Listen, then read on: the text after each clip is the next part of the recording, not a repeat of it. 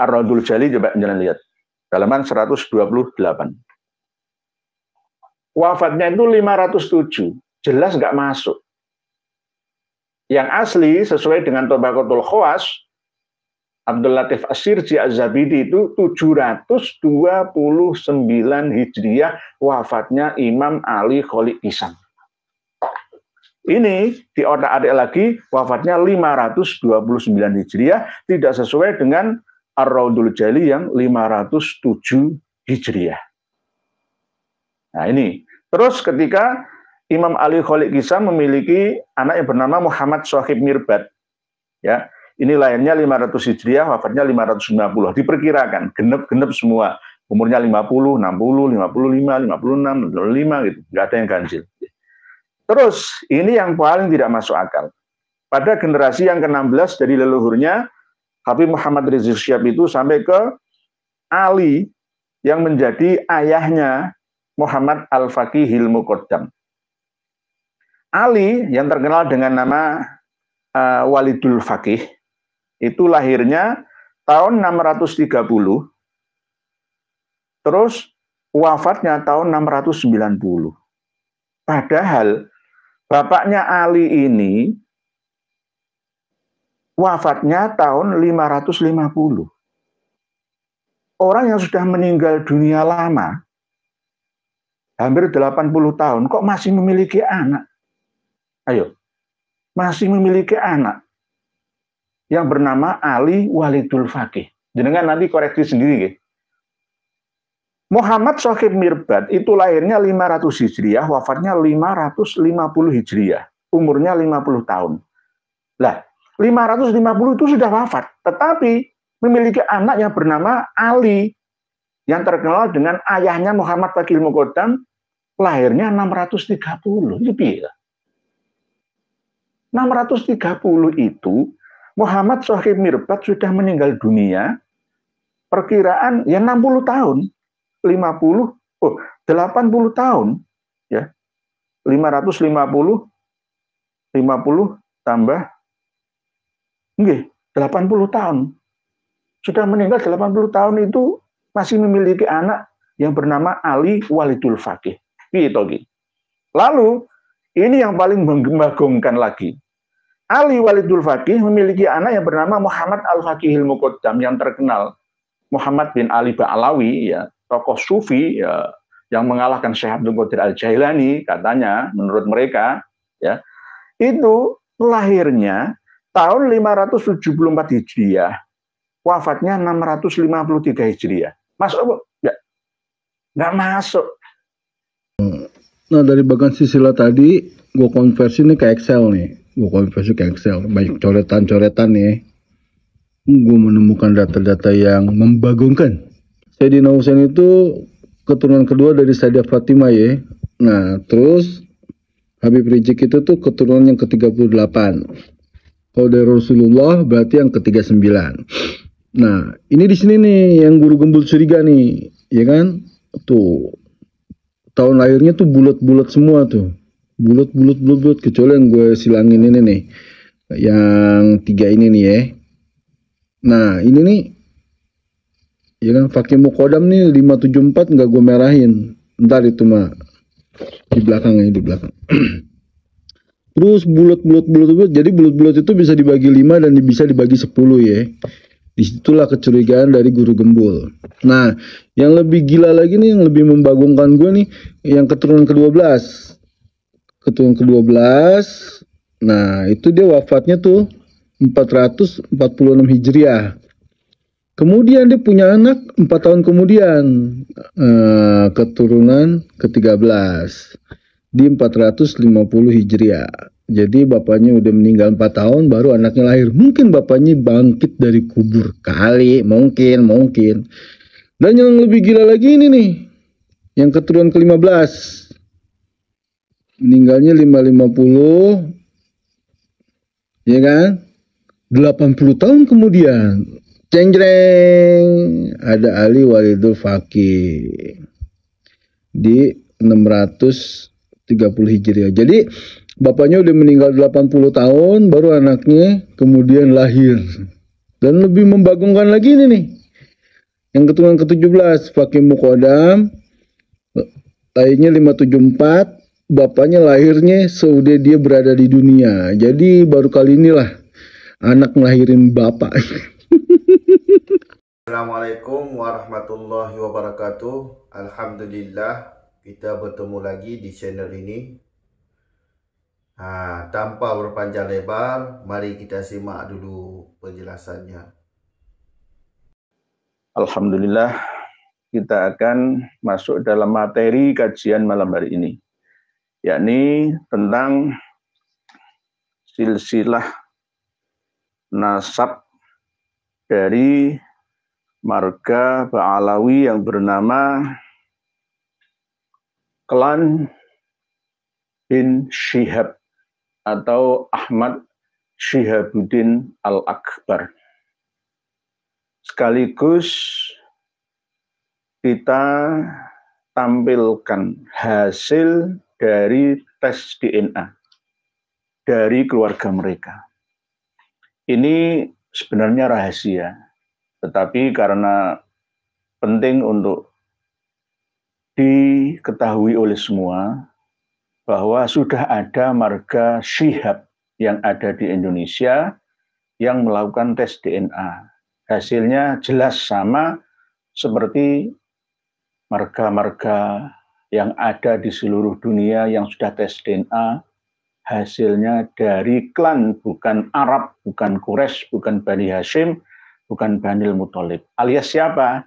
Dengan lebih tahu sendiri. Yang sama seperti kemarin sudah saya sampaikan dari keluarga Al-Hadi. Di antaranya adalah pendiri diskotik Tanamur. Diskotik Tanamur Jakarta itu dulu ya tempat mangkalnya DJ yang bernama Fahmi Syihab yang melantunkan lagu Kopi Dangdut gitu ya. Tanah asmara yang dulu tempat membara, bila dicinta yang terlalu menggema. Nah, itu dari marga Syihab, tapi tulisannya Syahab. Nanti tolong admin ya, kalau bisa dirubah saja sesuai dengan ejaan bahasa Indonesia terkini. Menggunakan huruf SY sebenarnya harusnya ya. Nggak boleh SH. SH itu namanya so namanya. Lah ini Habib Muhammad Rizik Sohab lah, nggak ada SY. Nah, inilah kadang-kadang sama seperti keteledoran para penulis kita tentang menulis aidid itu, antara aidid dengan aidid, antara qol-qolah aidid dengan yang tak itu taknis sakinah itu harus aidid, nggak boleh aidid, harus qol-qolah. Kita harus ingat Ahmad Al-Aidid, qol-qolah mantub, nggak boleh aidid, nggak boleh. Sama seperti nanti dirubah-rubah menjadi Sohab. Fahmi Syihab atau Syahab. Nah, antara Sy dan Syah ini kan ya tergantung. Sama dengan Ali Kholik Kisam yang asli, tapi kadang-kadang diucapkan Ali Kholik Kosan. Sama seperti ini. Jadi Fahmi Syahab Indonesia lah ya, bukan yang Fahmi Syahab Malaysia. Bukan. Fahmi Syahab pelantun lagu Kopi Dangdut yang tahun 2008 yang lalu itu pernah ya dimasukkan penjara oleh Pemkab Pemda Sumatera Selatan ya, Palembang, gara-gara mangkir ya karena salah perjanjian ya 2008 yang lalu. Jadi marga Syihab yang ada di Indonesia itu beda-beda jalurnya. Kalau Habib Muhammad Rizik Syihab itu berasal dari ayahnya Husain Syihab dari Palembang. Dari Palembang. Kalau keluarga Syihab, Prof. Quraisy Syihab, Alwi Syihab, Najwa Syihab itu dari Syihab Makassar, Sulawesi Selatan. Beda. Lah Ustadz kok tahu lah, ya saya punya bukunya semua. Oleh sebab itu nanti akan kami tampilkan kitab Khidmatul Ashirah. Kitab Khidmatul Ashirah ini yang merangkum nama-nama klan dari Ba'alawi semuanya. Ulama kiai-kiai kita harus punya. Kalau nggak punya minta ke saya kasih PDF-nya. Khidmatul Ashirah. Ini penjelasan ringkasan dari Syamsul Dhahirah. Ini pegangan utama dari Rabithah Alawiyah. Harus punya. Jadi dari Palembang. Jadi mohon maaf nih, ini nanti kita bukan mentelanjangi, tapi mempelajari, mengetahui tentang kesucian dzurriyyah Nabi supaya tidak dikotori oleh orang-orang genah ini. Ini yang kami jadikan sebagai minat, moto dan semboyan kami untuk menyampaikan ini. Bukan ngurusi nasab orang lain, bukan. Untuk apa ngurusi nasab orang lain, urusan nasab, enggak. Yang menjadi ya kewajiban atau fardu kifayah bagi kami ini adalah meluruskan. Karena apa? Berhubungan dengan nabi saya, nabi kami gitu loh. Kalau berhubungan dengan selain nabi kami yang suci, yang mulia ini, ya saya nggak ngurusin untuk apa ngurusin nasab orang lain. Karena berhubungan dengan nabi kami, nabi seluruh umat Islam di dunia. Bahkan tidak hanya nabinya umat Islam, nabinya seluruh umat manusia yang beriman dan bertakwa dari segala penjuru macam agama, suku, ras, dan bangsa. Jadi wajib fardu kifayah, harus saya luruskan. Mohon maaf. Dan jangan sampai nanti kami dinilai rasis, enggak. Mengatakan, saudaranya saya itu ada yang berasal dari suku Madura. Maksudnya itu rasis kan ya enggak. Saya asli Jawa, istri saya Madura, keponakan saya Bayak, kan sama. Misalkan, ini Kang Mas KLT Fakih Wirahadiningrat itu suku Jawa Mataraman. Ya, misalkan saya mengatakan seperti itu masuk rasis, kan ya enggak. Identitas orang per orang disampaikan dengan sesuai datanya, itu enggak apa-apa. Ya misalkan saya mengatakan Prof. Quraish Shihab itu dari marga Ba'alawi, Hadromi. Dulunya adalah leluhurnya itu berasal dari Makassar, hijrahan dari ya Palembang, ya Sulawesi, dari Aceh, ya Malaka, ya dari Hadramaut sana. Kan masa ini termasuk bagian daripada rasis kan ya tidak. Meluruskan, menempatkan sesuatu pada tempatnya. Itu namanya adil, bukan dolim. Kalau dolim itu wadu syai'in ila ghairi mahalli, selain pada tempatnya. Ini pada tempatnya. Jadi marga Shihab bukan Sahab, bukan pakai SH. SH itu huruf Arabnya shod. Tapi kalau SY itu huruf Arabnya shin, bukan shod. Jadi Shihab. Ahmad Shihabuddin atau Ahmad Syahabuddin. Tolong nanti diingat-ingat terus nih, sambil belajar nulis bahasa Indonesia. Habib Muhammad Rizik Shihab. Najwa Shihab itu anaknya Habib Muhammad Rizik Shihab. Bukan Najwa Shihab, anaknya Prof. Quraish Shihab. Ada lagi, beda-beda. Jadi wajahnya juga beda-beda karena asal-usul leluhurnya juga beda, cuma satu klan yang sama. Yang Prof. Quraish Shihab berasal dari Shihab Makassar, kalau Habib Rizik Shihab berasal dari Shihab Palembang. Nah, ini harus dipahami oleh semuanya. Dan telah kami sampaikan dalam tema beberapa jam yang lalu, apakah kami akan membongkar hasil tes DNA-nya Najwa Shihab? Bukan itu.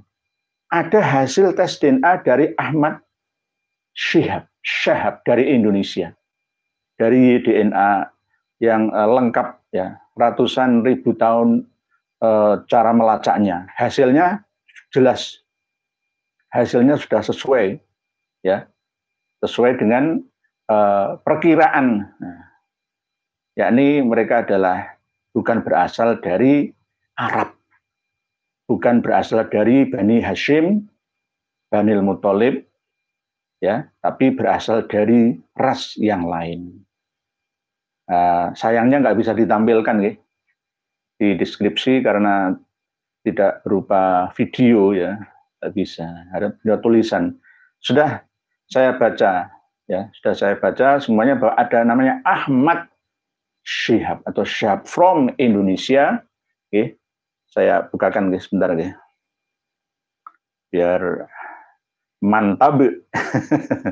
I did bukan I did ya, harus benar-benar mantap, harus yakin, seyakin-yakinnya. Dikira nanti saya bohong kepada panjenengan semua. Ini pernah di setting tidak bisa diakses oleh orang lain, oleh beliau dari Rabitatul Alawiyah, ya, dan saya bisa membukanya. Ini dari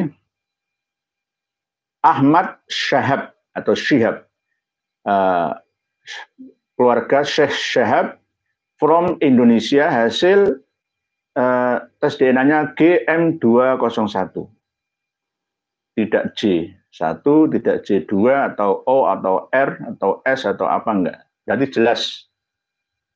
Jadi ini yang paling ya taat dengan Habib Muhammad Rizik Syihab dari keluarga marga Syihab. Karena apa? Sesuai dengan arahan dari beliau Kang Mas Muhammad Rizik Syihab yang mengaku-ngaku sebagai dzurriyyah Nabi ya harus dan wajib tes DNA. Dan Pak Mas Ahmad Syihab atau Syihab ini benar-benar melaksanakannya. Jadi gitu Kang Mas Muhammad Rizik Syihab. Jadi jangan marah-marah, jangan nantang-nantang dengan menepuk dada, menantang orang semua ditantang. Masalah apa? Kalau masalah KM 50 santri 6 panjenengan saya nggak ikut ya. Sudah saya terangkan pada waktu pertemuan kami yang lalu bahwa kami menyalahkan semuanya. Pembunuh santri 6 panjenengan salah dan akan menerima karmanya. Begitu juga panjenengan akan turut serta menerima karmanya jika tidak taubat sejak sekarang. Karena nanti panjenengan akan mengulang kembali korban yang lain dengan lisan yang tidak dikontrol, ya, mengkompori orang-orang. Seperti apa yang dilakukan oleh Habib Ahmad Al-Aidid bin Habib Abdullah Al-Aidid Bangka Belitung, dari Habib Ismail ya Al-Aidid juga. Jadi ini yang harus panjenengan ingat bersama. Nanti kalau jenengan tidak merenung ya, memperbaiki diri, akan saya bongkar semua. Bahwa bin Syihab atau Syihabuddin, Alu Syihab, semua yang ada di Indonesia ini adalah bukan dzurriyyah Nabi kita Muhammad SAW. Mohon maaf. Sekarang kita akan membuktikannya. Para pemirsa dan pendengar sekalian bisa membuka nanti di Google searching untuk mencari silsilah nasab Habib Muhammad Rizik Syihab. Ini sudah beredar di mana-mana. Jangan salahkan saya. Mari kita koreksi bersama. Kita koreksi, beliau Habib Muhammad Rizik Syihab ini adalah dzurriyyah Nabi yang ke-38. Ini tidak masuk akal. 1430 tahun sejak Rasulullah Shallallahu Alaihi Wasallam sampai sekarang kok baru 38 generasi, itu tidak masuk akal. Oke lah kalau memang dimasuk-masukkan akal ya, tapi tetap dipaksakan, terpaksa.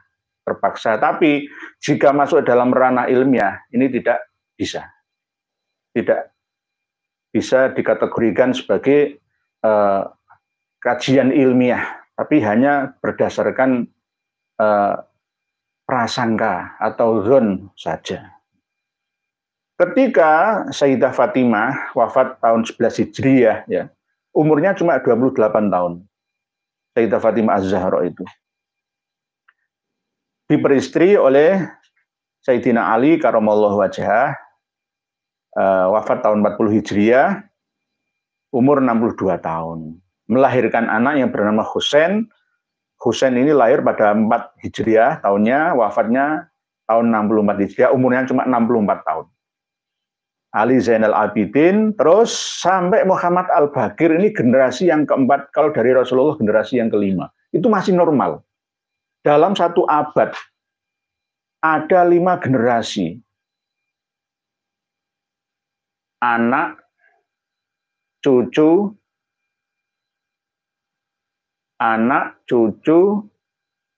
terus buyut, canggah, wareng. Itu wajar dalam satu abad 100 tahun. Coba jenengan ingatlah. 45 merdeka bangsa Indonesia, 1945. Sampai sekarang belum ada satu abad. Ketika mbah kita lahirnya tahun 1945, jenengan cek sekarang, anaknya ya kan punya anak, punya cucu, punya buyut. Kakak saya yang paling barep itu umurnya 61 tahun meninggal dunia. Satu, ya. Kakak saya sudah memiliki anak, ya, umur 40 tahun. 40 tahun. 2. Anaknya kakak saya memiliki anak sendiri yang berumur 14 tahun. 3 generasi kan. Ditambah kakak saya berarti 4. Ditambah bapak saya berarti 5. Dalam jangka waktu 100 tahun ini menurunkan 5 generasi. Ini sesuai dengan hitungan dari Fatimah, Husain, Ali Zainal Abidin, Muhammad Al-Baqir. Normal. Karena Muhammad Al-Baqir lahir tahun 59 Hijriah, wafat tahun 114 Hijriah. Umurnya cuma 55 tahun. Orang-orang zaman dulu itu umurnya tidak terlalu panjang. Karena peperangan. Dulu itu orang harus saling menundukkan satu sama lain. Siapa yang kuat akan menerkam yang lemah. Hukum rimba. Terus sampai ke Ja'far Shadiq, Ali Al-Uraidi, Muhammad An-Naqib, Isa Ar-Rumi, Ahmad Al-Muhajir, ini mulai ada keteledoran. Entah itu sengaja dari Robito Alawiyah atau dari pihak Habib Muhammad Rizik Syihab sendiri. Yakni ketika sampai pada Imam Ahmad Al-Muhajir, itu lahirnya tahun 260 Hijriah disebutkan di silsilah nasabnya Habib Muhammad Rizik Syihab. 260 Hijriah itu tidak sesuai dengan sejarah dan kitab nasab yang ada. Karena masih simpang siur kebenarannya.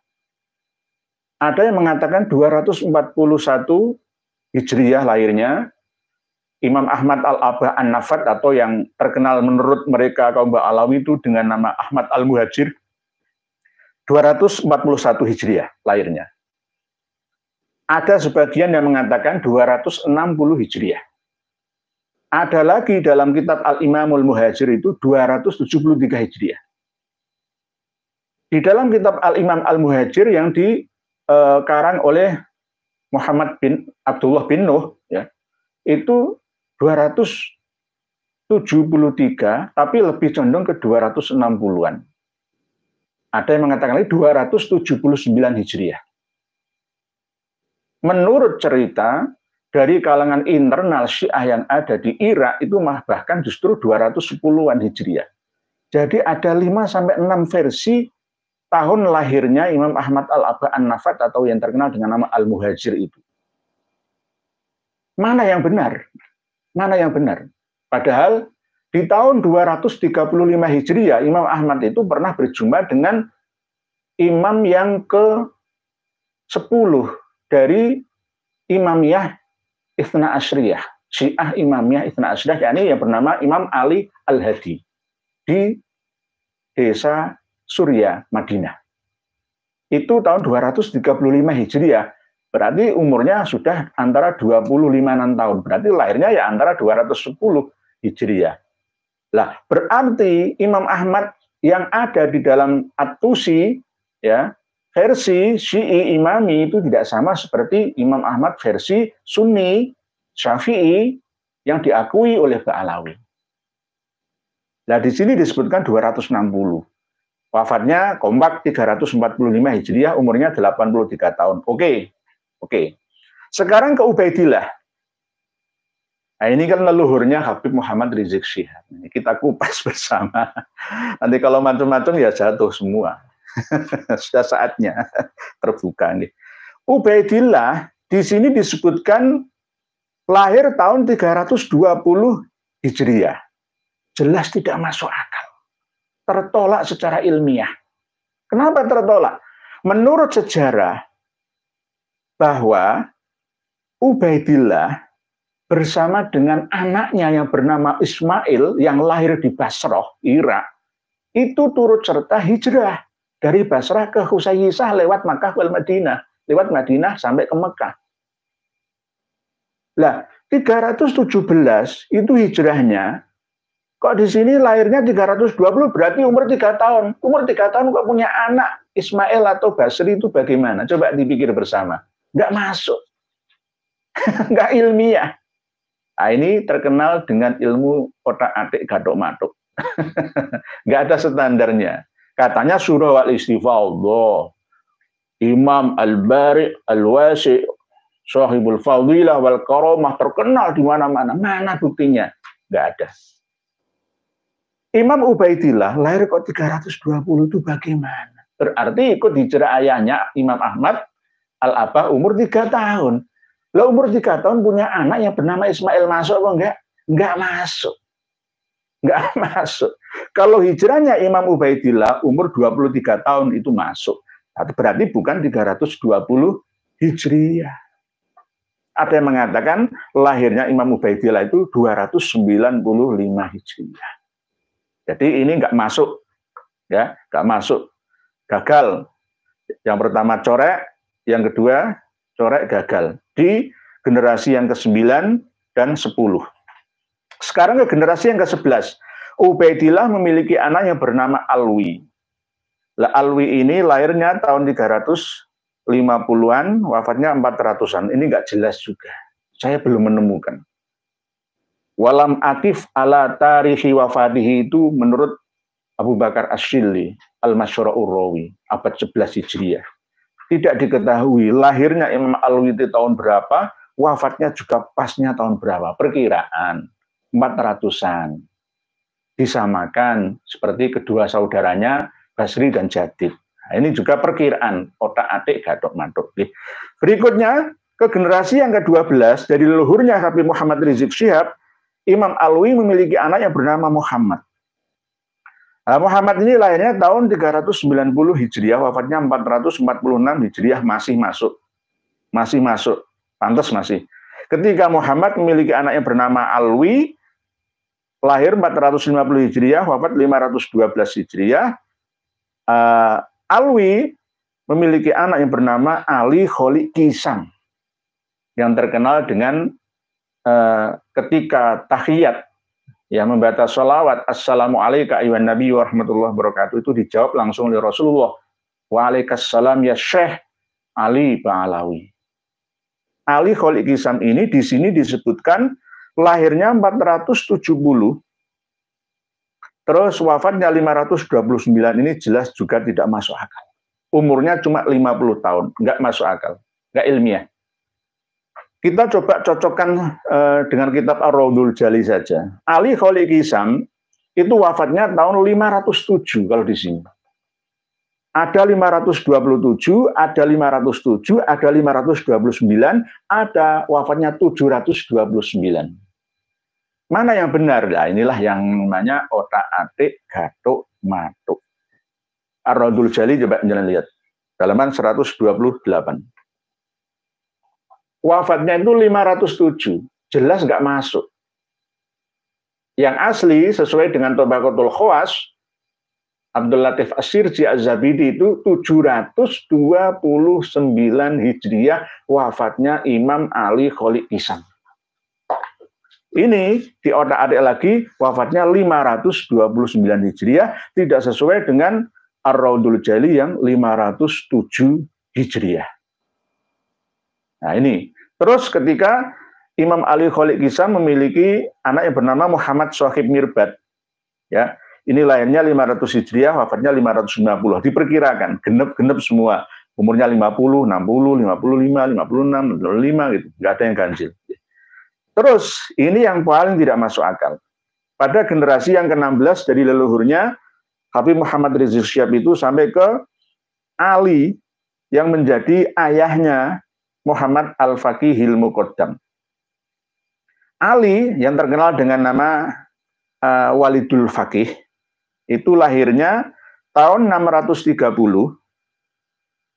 terus wafatnya tahun 690.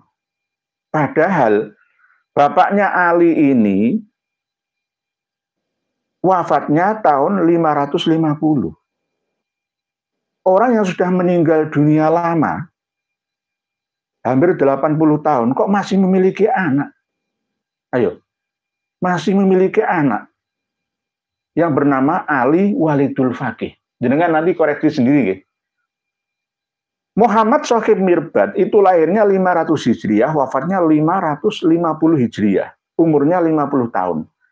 Lah, 550 itu sudah wafat, tetapi memiliki anak yang bernama Ali yang terkenal dengan ayahnya Muhammad Faqihil Muqaddam, lahirnya 630. Itu bila 630 itu Muhammad Shahib Mirbad sudah meninggal dunia, perkiraan ya 60 tahun. 80 tahun ya. 550 tambah 80 tahun. Sudah meninggal 80 tahun itu masih memiliki anak yang bernama Ali Walidul Faqih. Lalu ini yang paling membagongkan lagi. Ali Walidul Faqih memiliki anak yang bernama Muhammad Al-Faqihil Muqaddam yang terkenal. Muhammad bin Ali Ba'alawi, ya, tokoh sufi ya, yang mengalahkan Syekh Abdul Qadir Al-Jailani katanya menurut mereka, ya, itu lahirnya tahun 574 Hijriah, wafatnya 653 Hijriah. Masuk? Ya, nggak masuk. Antara lahirnya ayahnya itu duluan anaknya. Ayahnya itu lahirnya 630, anaknya lahirnya 574. Itu piye to ki? Jelas nggak masuk akal. Cocokkan semualah. Buka sendiri daripada nanti saya dikira ngarang-ngarang dewe. Jadi nggak masuk sudah. Ini jika sampai saya telusuri semua ke Habib Muhammad Rizik Syihab itu jelas ini corek semua, gagal. Gagal menjadi dzurriyyah Nabi berdasarkan silsilah nasab ini. Tidak ilmiah, tidak masuk akal. Tidak masuk akal. Nah, tolong dibenahi lagi kalau toh mau diakui secara ilmiah, ya. Tolong dibenahi lagi. Jelas salah. Ya.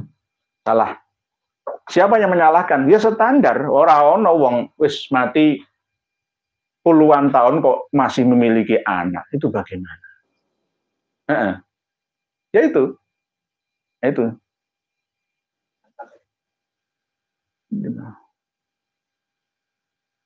Jadi yang di Rabithah Alawiyah Polhut Islam ini semua bisa dilihat, Pak.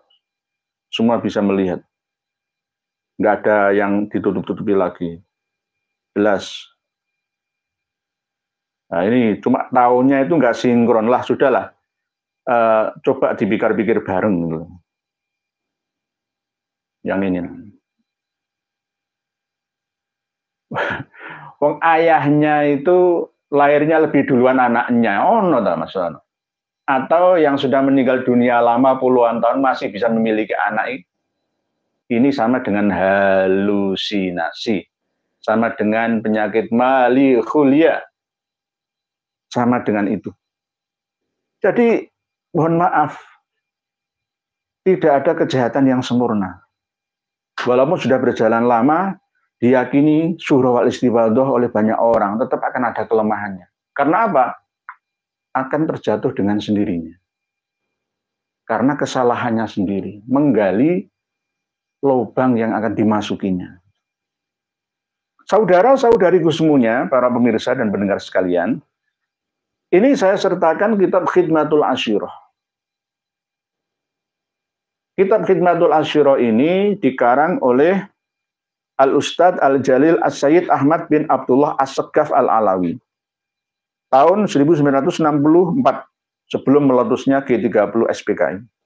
Dikarangnya di Jakarta, Indonesia. Oleh Rabithah Alawiyah. Tahun Hijriahnya 1384. Sesuai dengan tanggal 11 Juli 1964. Di sini disebutkan ada Qabail atau Qabilah, klan-klan dari Pak Alawi itu sejumlah 346 nama klannya. 346. Ini. 346. Ini bisa mengalahkan suku-suku bangsa yang ada di seluruh Indonesia. Toh di dalam catatan di spenduk sensus yang ada di Indonesia itu ada 300 lebih suku dan bangsa, tapi ada subnya itu lebih dari 1.300-an. Tapi kalau disuruh menyebutkan 300 klan atau qabilah atau suku, kita tidak akan bisa menemukan. Paling yang perkiraan-perkiraan pecahan-pecahannya saja. Misalkan kita hanya bisa menyebutkan 20 lah ya. Kalau di Indonesia misalkan suku Jawa, Sunda, Madura, Bugis, Melayu, Batak misalkan. Terus suku nggak ada Rohingya loh ya. Dayak misalkan. Dayak pun ada sub-sub bagian-bagian tertentu. Paling jenengan bisa nyebut paling 100-an lah ya. 100-an. Lah ini ada 346. 346 qabilah dari Pak Alawi ini seandainya datang semua ke Indonesia, hancur sudah kita. Mohon maaf, hancur sudah kita. Apalagi sudah ada kota Situbondo, kota Tarim. Belum sohib-sohib yang lain. Ya. Ini untuk kehati-hatian kita. 346. Kemarin yang disebutkan oleh Habib Muhammad Rizik Syihab kan cuma 75 tambah 15, cuma berapa? Jadi tidak ada sahab loh ya, syihab yang ada itu. Jadi mulai yang pertama, nah ini, Alu Azmat Khan. Nah, inilah yang saya itu kadang-kadang dengan Kang Mas, Kiai Ali Badri itu kadang-kadang masih, beliau itu gandoli. Mbok yo jangan di tengah saja, Kang Wasid ya wasid tapi yang adil. Azmat Khan itu Abdul Malik itu hanya perkiraan saja. Lalu Ali Maknun, Alu Abu Bakar Al-Fakhr, Husain Al-Qoroh, Auhaj Al-Baiti, ya, semua dibatalkan oleh beberapa jam yang lalu. Syekh Samsudin Syarafuddin melalui akun resminya menyusul lagi, saya dikirimi. Jadi Mufti Diyar Al-Yamaniyah Syekh Syamsuddin Syarafuddin beberapa jam yang lalu ngirimi bahwa sudah dibatalkan lagi beberapa qabilah dari Pak Alawi. Pak Hasan Al-Hudaili, Pak Faub, Pak Farwash, Al-Walaj, Al-Basuroh, Ali Lala, Ali Kuku. Banyak sekali, ada Al-Jazirah juga.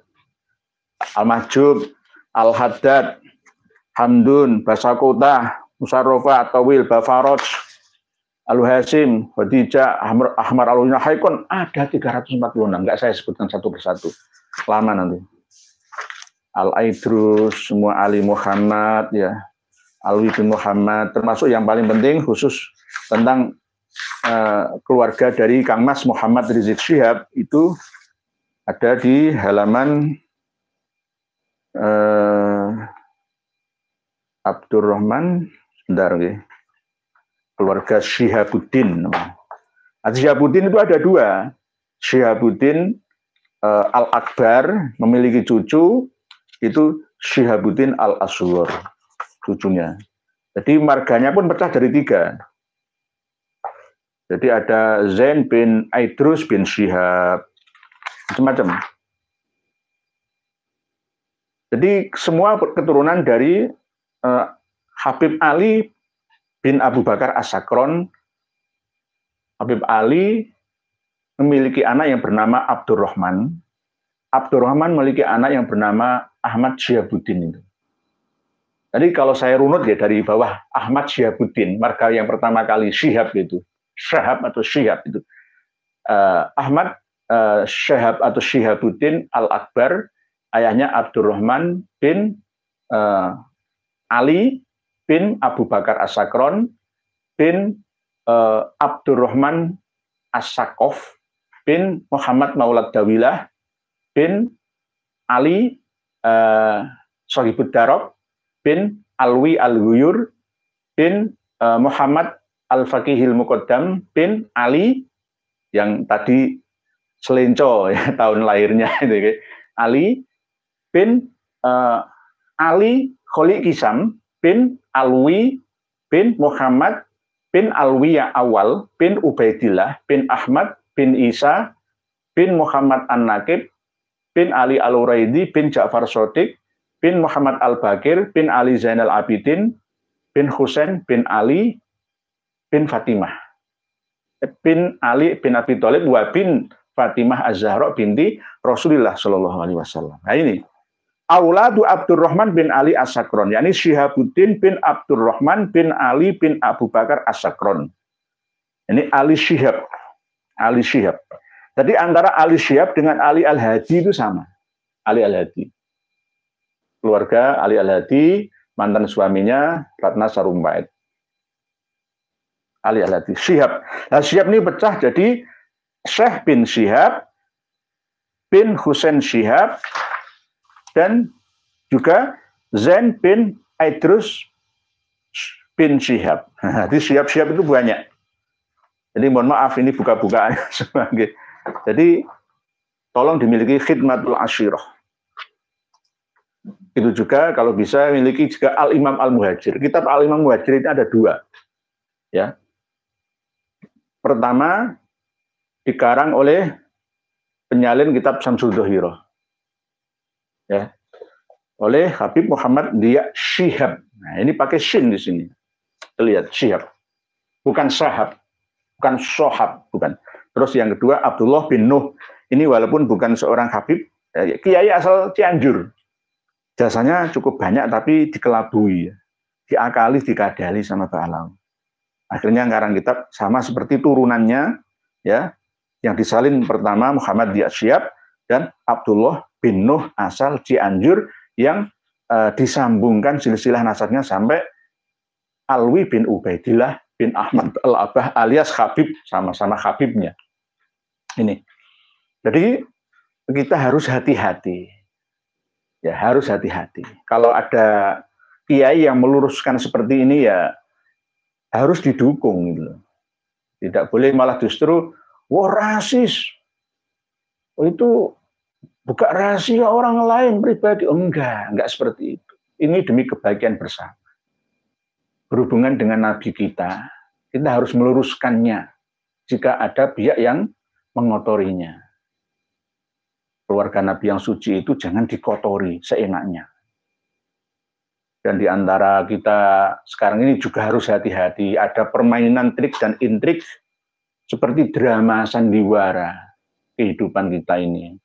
Ada yang berperan dunia ini panggung sandiwara dan seterusnya. Sampai ada keterangan tentang kalau pihak para Habib, khususnya Kang Mas Muhammad Rizik Syihab itu selalu menuduh PKI, komunis PKI. PKI itu di matamu, bukan di saya, bukan di kita-kita ya. Kita dulu kan ingat, ada partai PSI kan, sekarang ini kan ada kan, gitu. Partai Solidaritas Indonesia, gitu. Yang masuk di situ siapa? Dek Tamara Amani Al-Atas.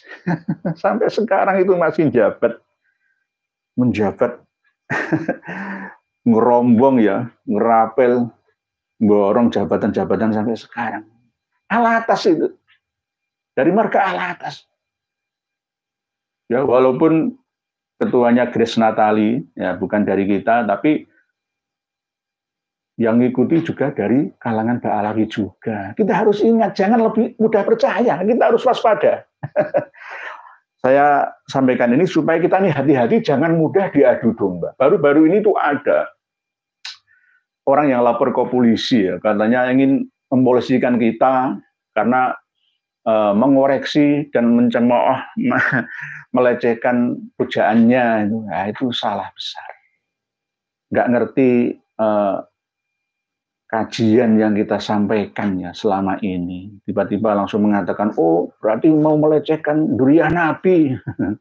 Duriah Nabi yang mana? Mungkin demikian sebagai mukadimah. Kacau. DNA Yahudi.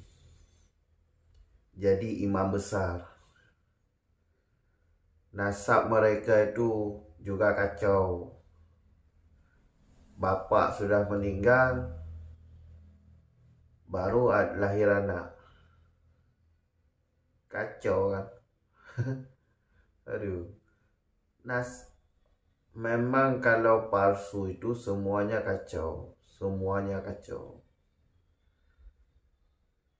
Itu walaupun dibenarin, semua orang sudah tahu nasab kalian tuh kacau. Kacau rasa kalian. Ayah sudah meninggal baru lahir anak. Jadi jangan percaya sama mereka itu.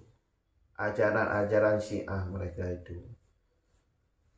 Jadi semua dusta mereka itu. Dibilang oknum, apalagi oknum, sudah banyak. Tapi kalau di tempat-tempat yang lain selain Pulau Jawa, ya Habib ya seperti masyarakat biasa. Tapi kalau di daerah Pulau Jawa, memang luar biasa mereka itu. Jadi mengaku keturunan Nabi, pengen dihormati, pengen mudah dapat duit. Ya itu tujuan mereka tuh, ingin menguasai Indonesia, mengubah sejarah NU. Semuanya dirubahlah. Semuanya. Indonesia milik Aulia Tarim kan semuanya ada tuh. Semuanya ada. Jadi bukan 1-2 orang lagi, bukan oknum lagi, sudah semuanya. Semuanya. Cukup sekian dulu. Sampai jumpa di video selanjutnya. Akhir kata, Assalamualaikum warahmatullahi wabarakatuh.